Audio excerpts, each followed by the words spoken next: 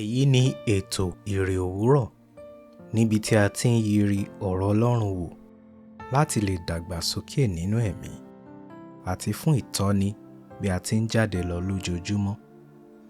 Ìwé Bíbélì Àjùmọ tí a tẹ̀ jáde láti ọwọ́ àjọ ìwé mímọ́ Scripture Union Nigeria ni à ń lò. Bíbélì kíkà wa ní òwúrọ̀ yìí ni a ó rí nínú ìwé Jòhánù orí 9 ẹsẹ̀ 13 títí dé 14. Ó kà báyìí: Wọ́n mú ẹni tí ojú rẹ̀ ti fọ́ rí wá sọ́dọ̀ àwọn Farisí. Ọjọ́ ìsinmi ni ọjọ́ náà. Nígbà tí Jésù ṣe amọ̀ tí ó sì là á lójú. Nítorí náà, àwọn Farisí pẹ̀lú tún bi í léèrè bí ó ti ṣe ríran.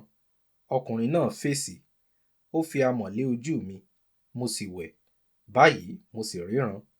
Nítorí náà, àwọn kan nínú àwọn Farisí wí pé, ọkùnrin yìí kò ti ọ̀dọ̀ Ọlọ́run wá, nítorí tí kò pa ọjọ́ ìsinmi mọ́.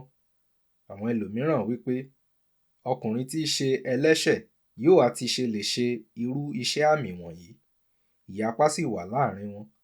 Nítorí náà, wọ́n sì tún wí fún afọ́jú náà pé, kí ni ìwọ ní wí nípa rẹ̀?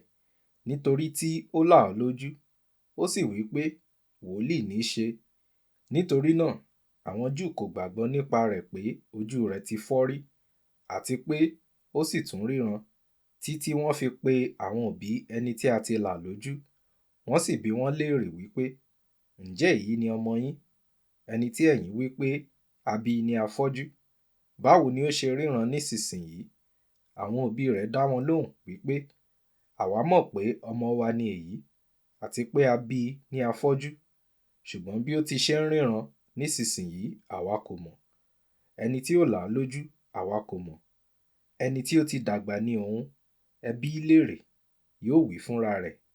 Nǹkan wọ̀nyí ni àwọn òbí rẹ̀ sọ, nítorí tí wọ́n bẹ̀rù àwọn Júù.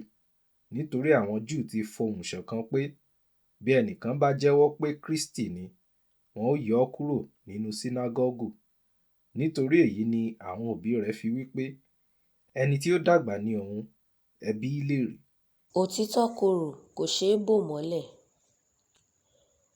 Gbogbo ọ̀nà ni àwọn Júù ń gbà láti bo òtítọ́ mọ́lẹ̀, ṣùgbọ́n pàbó ni gbogbo ìgbìyànjú wọn já sí. Ẹ̀mẹ́ta ọ̀tọ̀ọ̀tọ̀ ni wọ́n ń béèrè ìbéèrè kan náà, tí òtítọ́ sì ń lékè.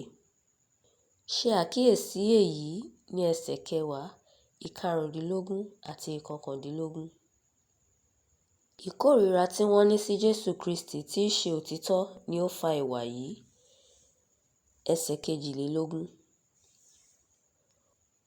Kò sí ẹni tí ó lè ṣiṣẹ́ lòdì sí òtítọ́ bí kò ṣe pé kí a gbé e lárugẹ ni ó lè ràn wá lọ́wọ́.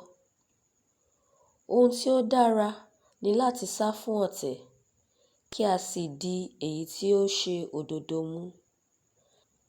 Àwọn alátakò yìí gbé òfin lárugẹ ju ìdáǹdè tí Jésù ń fi fúnni lọ. Ẹsẹ̀ 16. Àìfi àyè gba òtítọ́ ni ó sọ àwọn yìí sínú ìdè.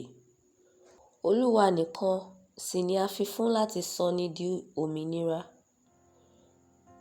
Yíyàn kù sọ́wọ́ ìwọ náà. Fún ìrònú, ka Jòhánù orí 8 ẹsẹ̀ 22 àti 34.